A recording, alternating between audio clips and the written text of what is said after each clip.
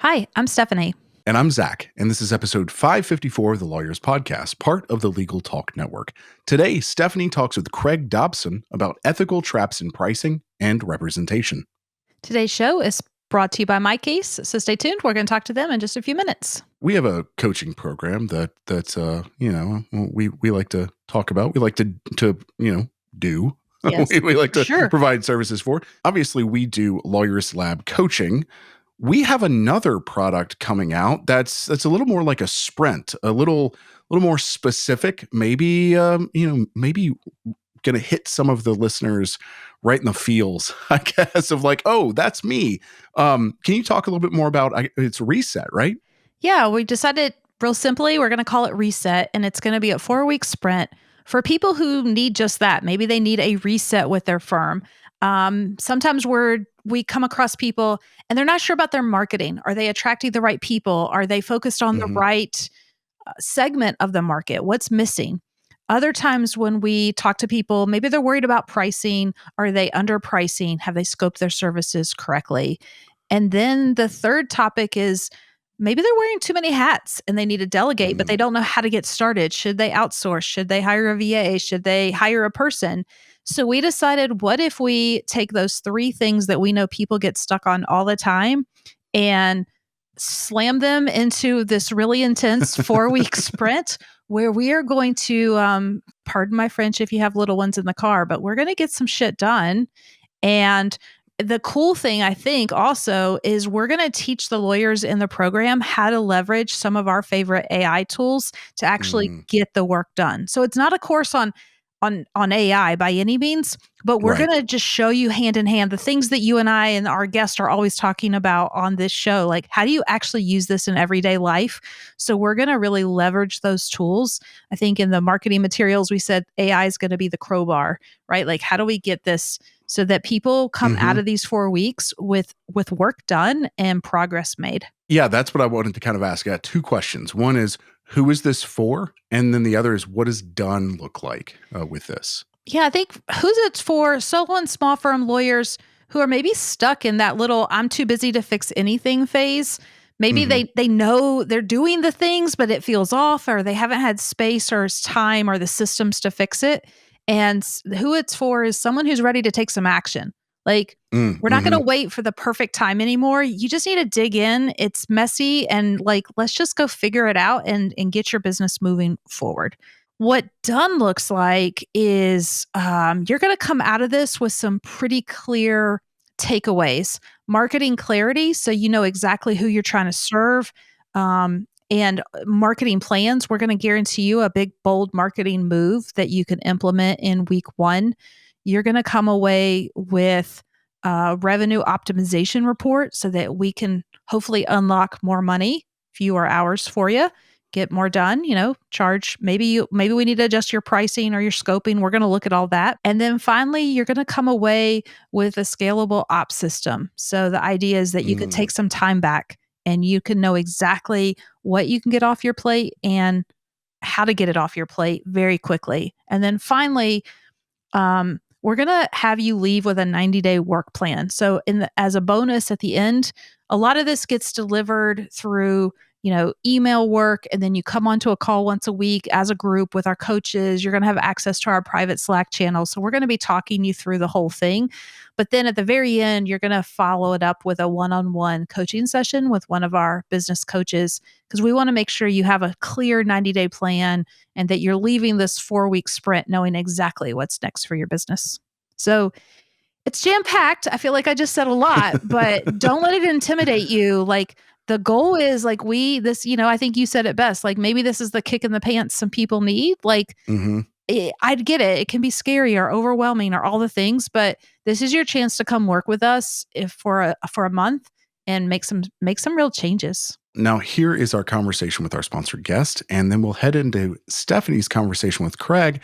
But before you do that, before we go into that, and while maybe you're thinking about all the amazing things that you can take off your plate through this program, head on over to Apple Podcasts and leave us a review.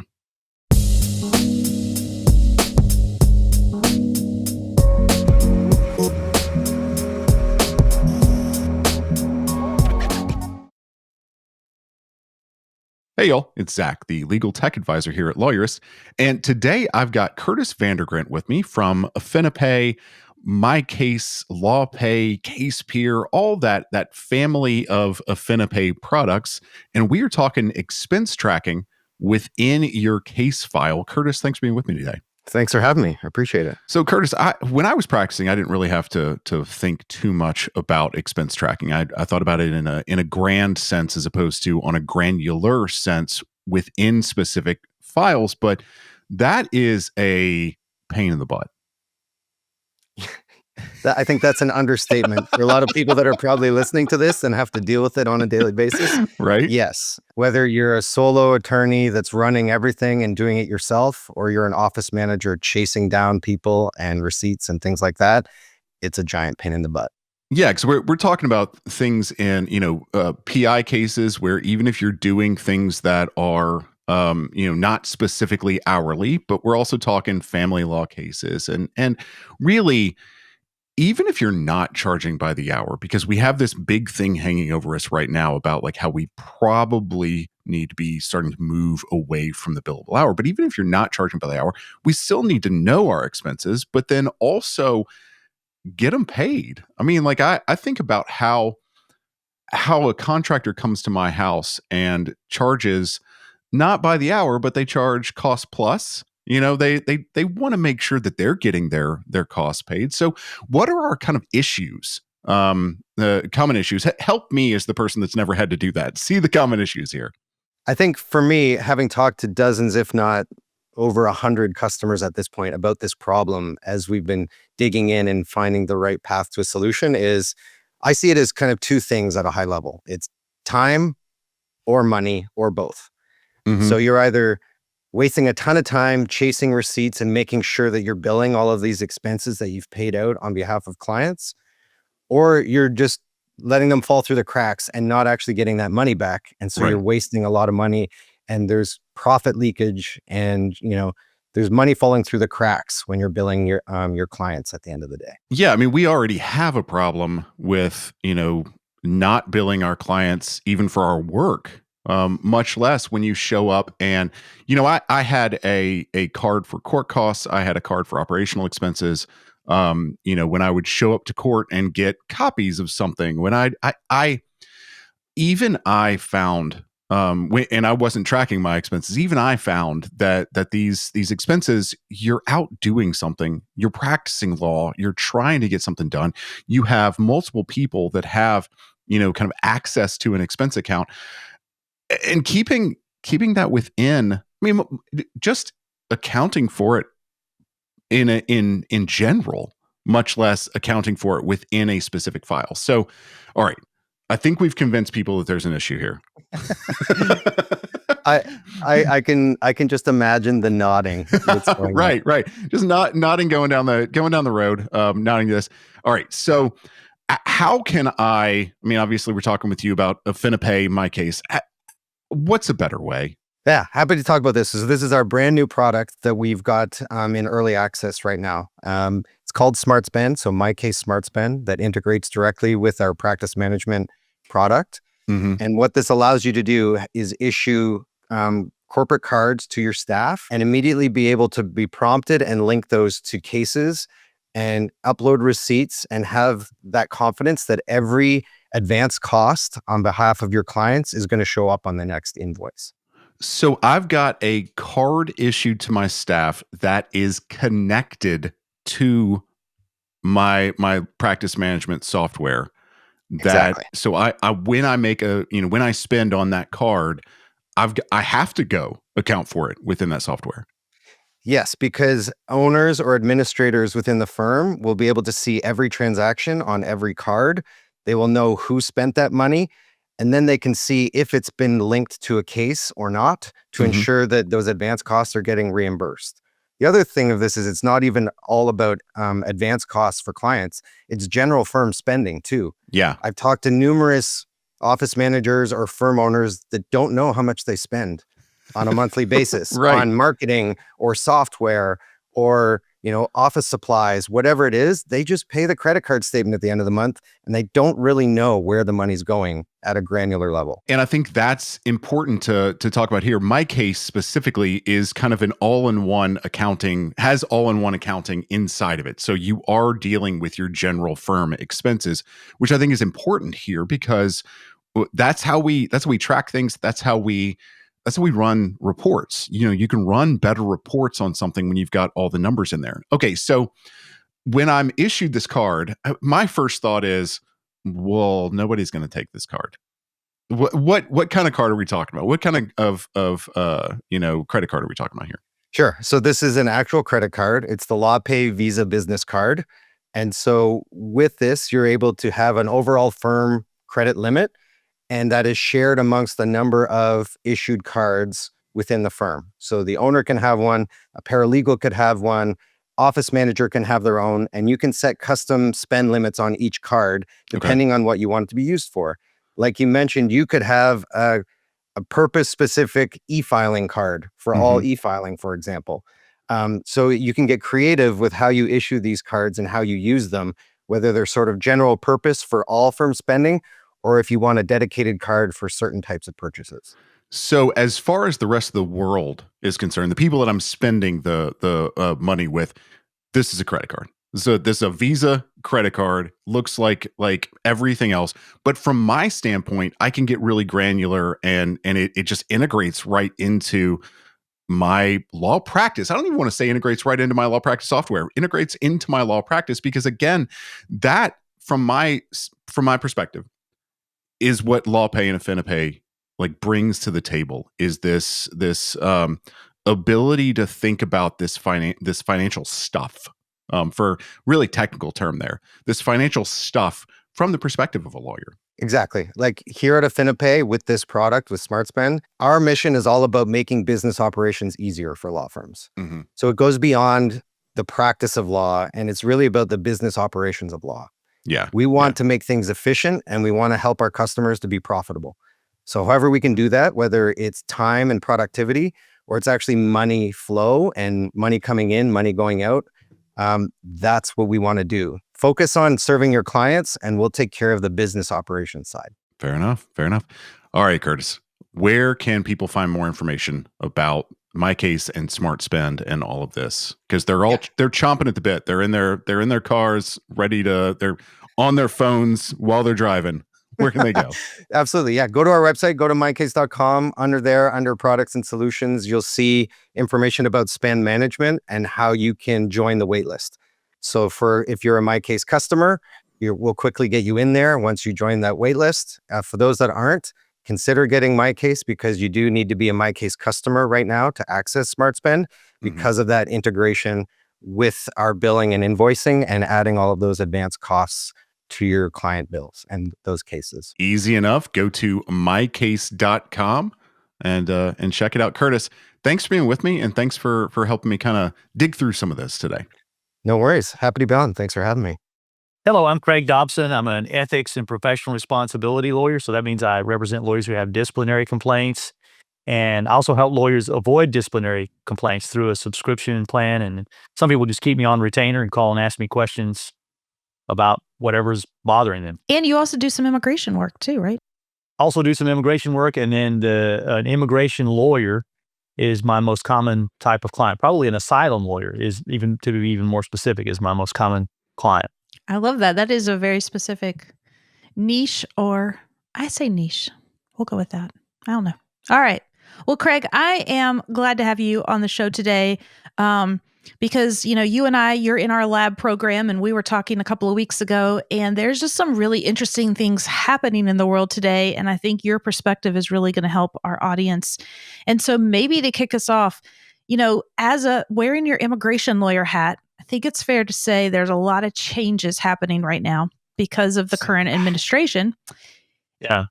And I suspect in a way, it's almost like every administration brings some changes, and you guys are obviously feeling that a lot right now, but maybe other lawyers, maybe other practice areas are feeling that too. Like, gosh, we just don't even know, laws are changing, rules are changing. How do we keep up? And I guess I was just kind of curious on your insight into that because it can feel a little stressful maybe. Yeah, so yeah, you're right. There are changes in every administration. This time more so. I think one of the things we were saying after the election in November is the president can't change the laws. That's what my colleagues and I were saying. But uh, I think many of us are surprised by the kind of aggression with executive orders and so forth, and challenging laws. For example, challenging the very citizenship of somebody, uh, a non-diplomat who's born on U.S. soil. So there's a lot going on. The change is more dramatic. The uncertainty is higher than we had expected. So we're not. So it's a little more than we have seen in the past. So yeah, one issue is how do you keep track of all this? So I wrote an article a few years ago called "Keeping Up with Competence." And by the way, I would even back up further to say in immigration law, the biggest ethics issue I see is competence. So there are all these complicated ethics rules around how do you advertise, how do you charge an appropriate fee, all those things. But really, a lot of it just comes down to how do you become competent and stay competent. There are a lot of issues with, there's how do you self-evaluate your competence? That's an interesting topic to me because compared to, if you're a plastic surgeon, you train for many years, you have all these people observing you, and then you take a test, right? Whereas with immigration law, you're self-assessing, even to a degree when you work for somebody, right? Right. So how do you stay competent? I think one way is, I think it's really hard to be a competent immigration lawyer without being a member of AILA. I think there probably are some really great lawyers who are not a member of AILA, but it'd be really tough. So there's an email that I get every day, 6 p.m. called the AILA Daily 8, and it talks about the most important things I need to know. Admittedly, sometimes item 7 on the agenda is buy our new book. But usually item number 1 is something pretty serious. I mean, it may not be necessarily in my practice area, but I would say if you're an immigration lawyer, join AILA, get that email and put that on your daily checklist. We had an incident uh, maybe a couple, 3 weeks ago where the administration changed a form type on a single day, didn't issue a grace period. So there's a really prominent lawyer who talked about how having lots of FedExes that had been issued, and then they had to be called back to his office. Yeah, And then a few days later, a grace period was granted, of but the course. lawyers didn't know it at the time. It affected only one of my cases, but it was extremely stressful. It required redoing a form because I didn't know there was going to be a grace period. Aggravating a client, asking a client to sign new documents. There's a translator involved, so that added more. So so there's a lot going on. So that's just one example of how to be confident. Yeah, I think the competence question, though, I mean, you phrased it in terms of immigration. I often think about it too. Like, I see a lot of lawyers come to me and they say, I want to be an estate planning attorney because that looks pretty easy. You don't have to go to court. You don't necessarily have to go to court. You can do it on your own schedule, flat fees. Like, there's a lot of good reasons.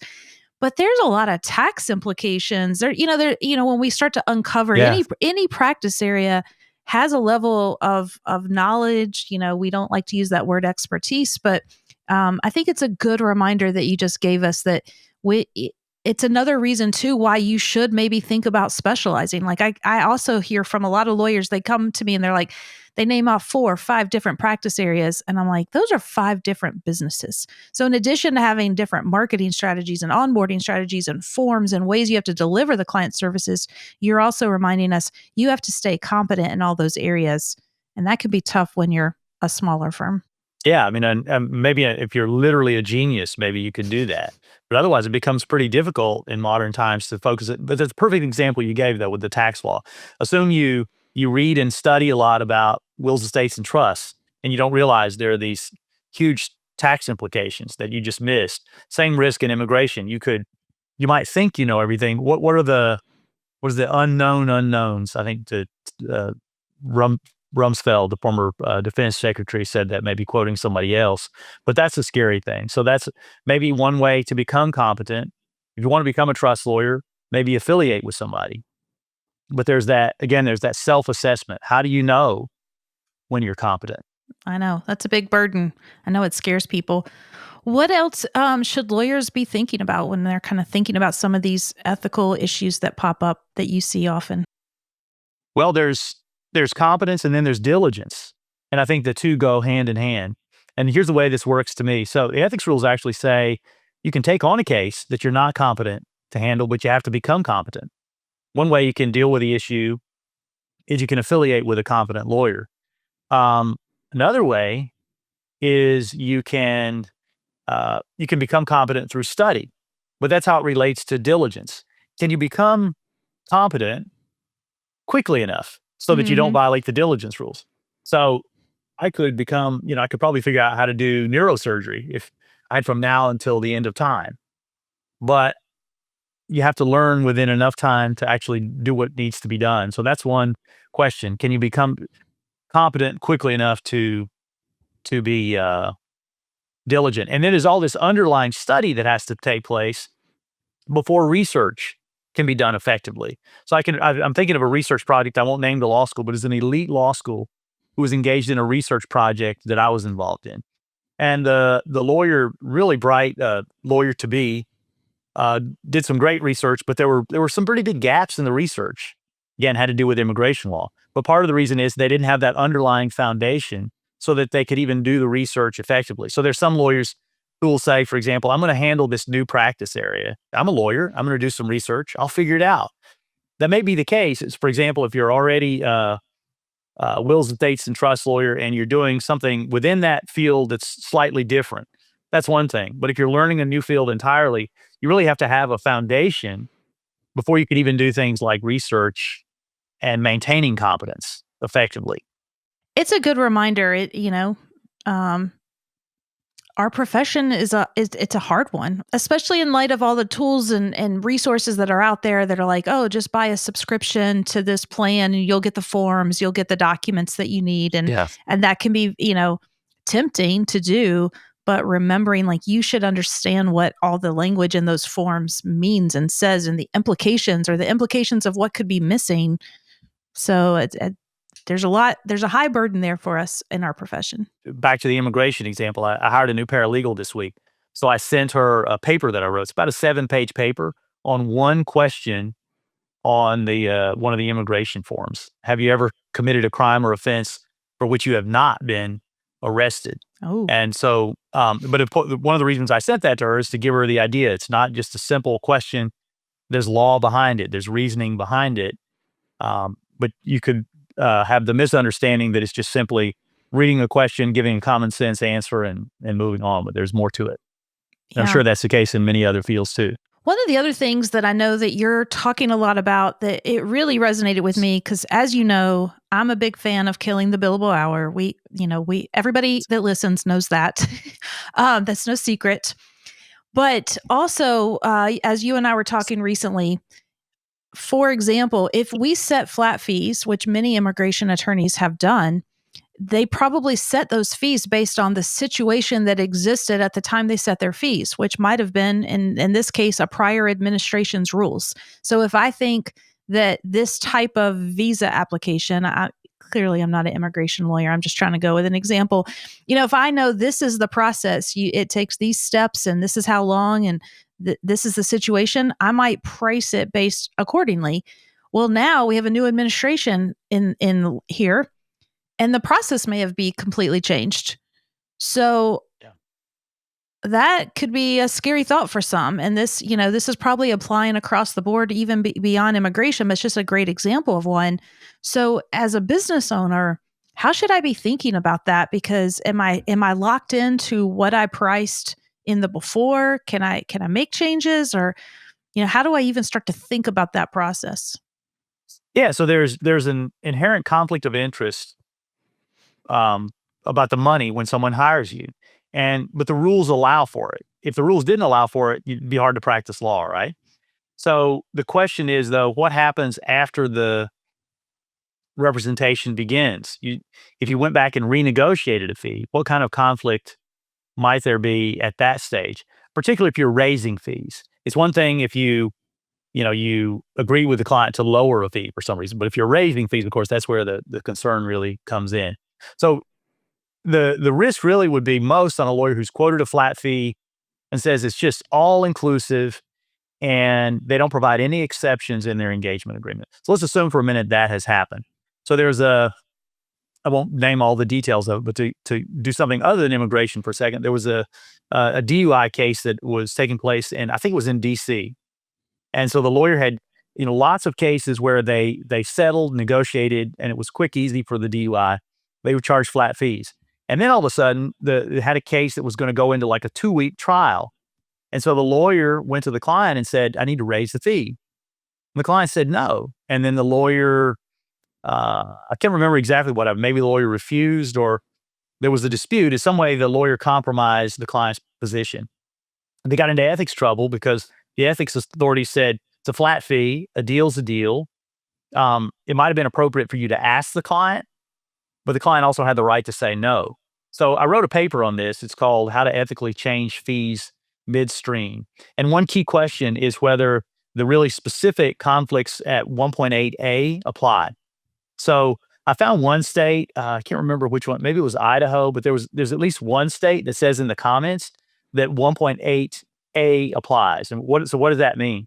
If you're in the middle of a case, you ask the client to change fees, particularly nobody's going to have a problem with lowering a fee, but raising a fee. Do the strictures of that rule apply, which means you'd have to advise the client to go seek their own independent counsel, give them the time to actually seek their independent counsel. The request would have to be reasonable. So part of what 1.8A would actually ask of you or require of you is to even ask the client about raising the fee needs to be reasonable. So one of the ways you could at least help out in that category would be to put in your engagement agreement something like, we reserve the right to increase the flat fee based upon a change in the facts or law. You probably make it more elaborate than that, but at least say something. And so what we found during the previous Trump administration, which prompted my article to be written, is there were lawyers who would quote a flat fee. They wouldn't have anything in their engagement agreements to allow them to raise the fee. Because as you know, part of the reason you like the flat fee is people want that certainty, right? So one solution, other than maybe doing what I just described, putting some kind of provision that gives you the right to raise the fee, would be to charge a really high flat fee, has to be reasonable, of course, but a really high but reasonable flat fee. So the risk would be lower on the lawyer, but at least that client gets the certainty of what the fee is. And then another thing, I've heard, I think it was Greg Siskin who once said that you have to think about 3 things: the fees, the speed, and the quality. And you have to have at least 2 out of the 3. So if you're charging a high fee, you better be fast and have high quality. So if you can deliver both of those things, maybe it warrants charging a high fee, and maybe that's protection kind of built in. On the other hand, let's say you charge lower fees, lower flat fees, you really need to be careful, because what if a change happens? According to my understanding, during the previous administration, there were firms that were facing bankruptcy because they had quoted these flat fees that were on the lower end already, and then they didn't have provisions in their agreement to be able to raise the fees. And there's a Florida ethics opinion that I like to talk about that says it's the opposite of what you would normally hear. You have to charge enough to do the case properly. So we talked about competence and diligence already. You have to charge enough money to do the case competently and diligently. So there's some people who call me and they feel as though they're doing kind of a public service, but there is that floor that you can't drop beneath. So if you're Kim Kardashian, who may soon become a lawyer, you don't have to charge any money at all. But for most of us, we have to charge enough money to do the case properly, because we're in business to help people, but also to make money. We have to make some money to pay our staff and ourselves. Yeah, it's a good reminder too. And I think, the DUI lawyer example, I always tell people you have to look. I mean, it's easy to go in on one case and be like, they love to say, quote, lose money on this case. I argue with that because that's not the true sense of profitability. I mean, but we'll say that argument for a different day according to your business.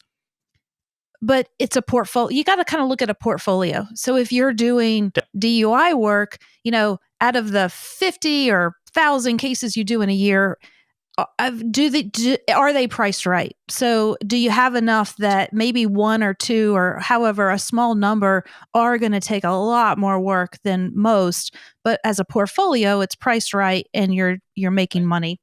I think though what you're describing, which is super interesting, that in the immigration example, people's entire portfolios were now priced wrong because the situations externally changed, and so maybe they were okay in the before, but now it's like, wow, our whole scheme is out of whack because of this external thing we didn't think through, and we didn't protect ourselves with that language. Yeah, that's exactly right. The change affects the whole portfolio. Um, yeah, and then there are options in between where you would say the flat fee covers this. We call it a hybrid fee, but the flat fee covers X amount of work. You could really even itemize what the flat fee covers, but then the additional work is billed hourly.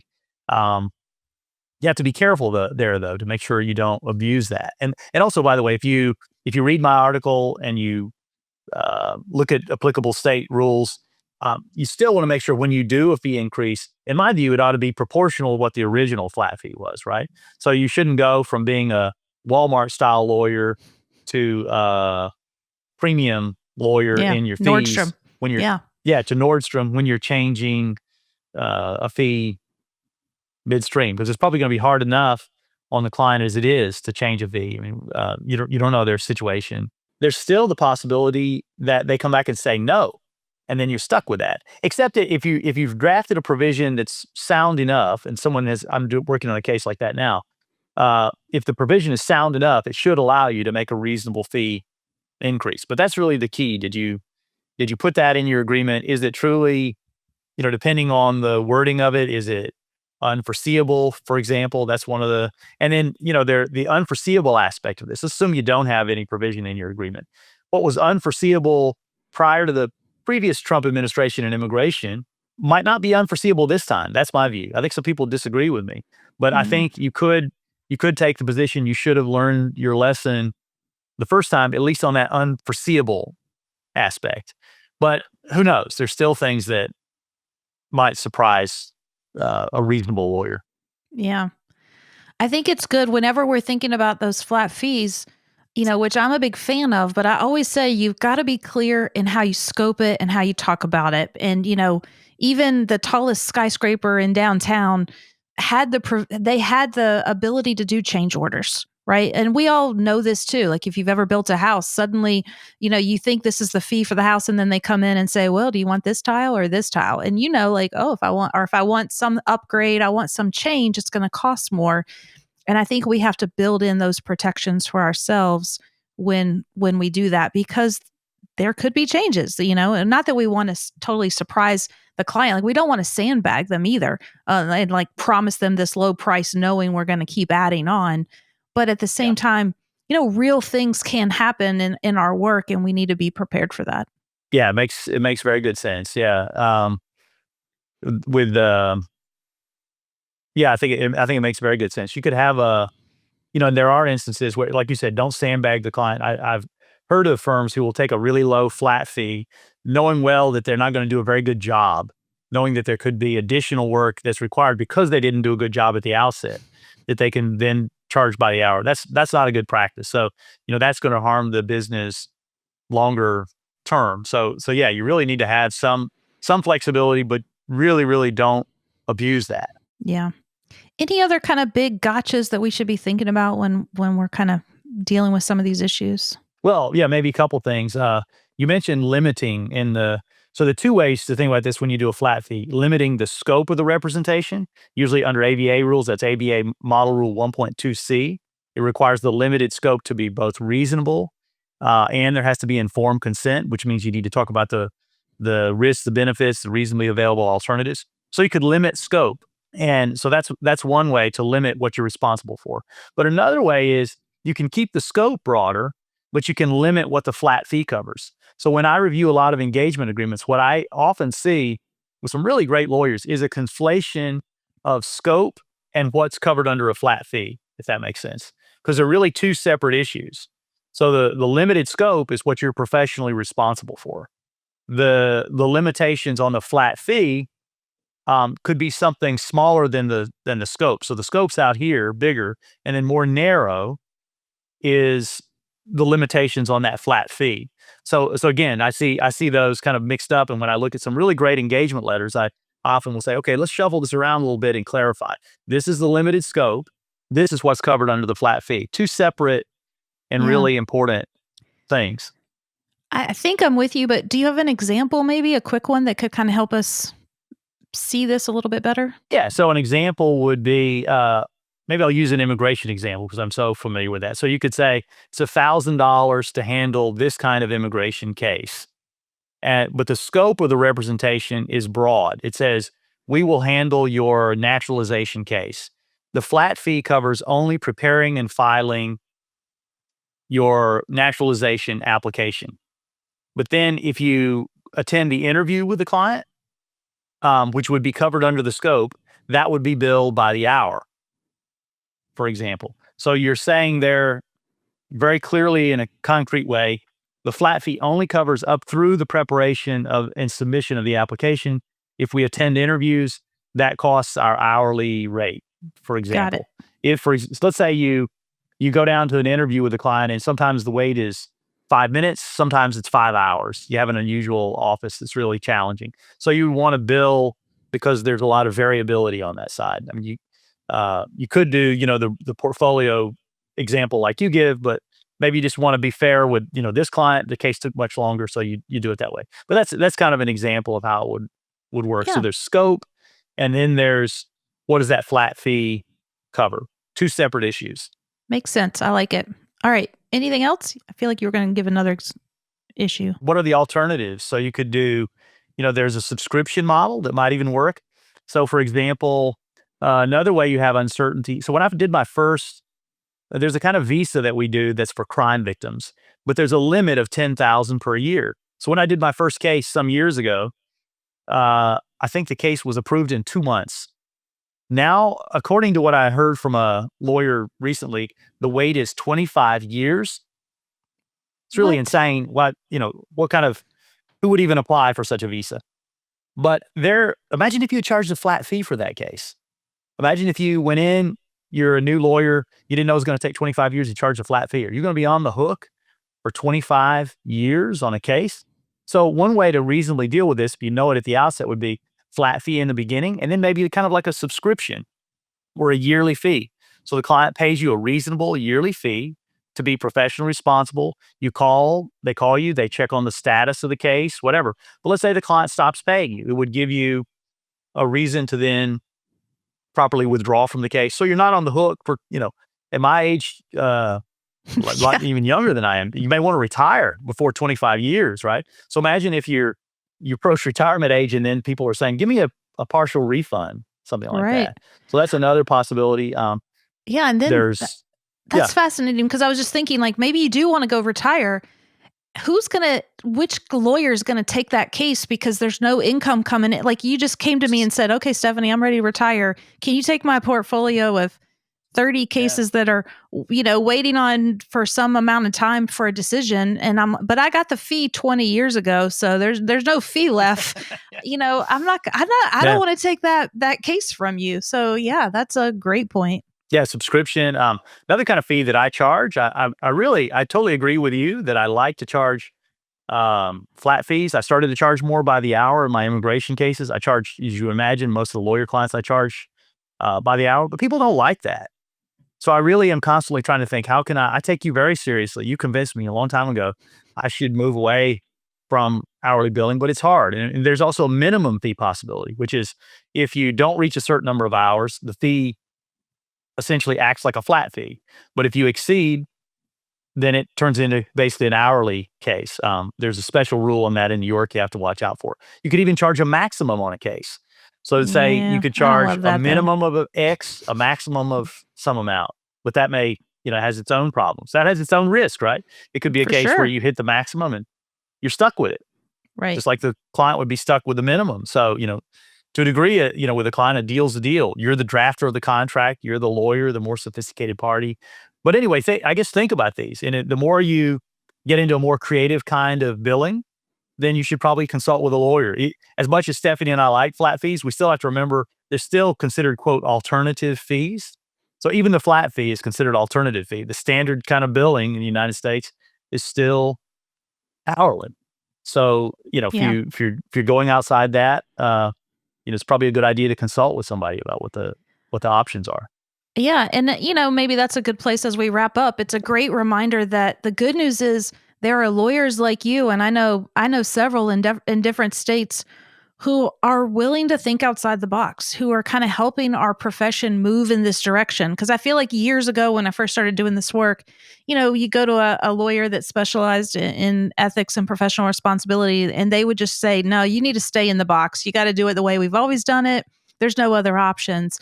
And now it's so nice that you can go and get this help and kind of really help. The people are out there like you, helping lawyers think and push the envelope a little bit into how do we set this up and still protect ourselves, still have all the right language in our engagement letters, but, really help our businesses and our clients. So it's a good reminder to, as lawyers, what do we say? We often don't go get counsel, but we should.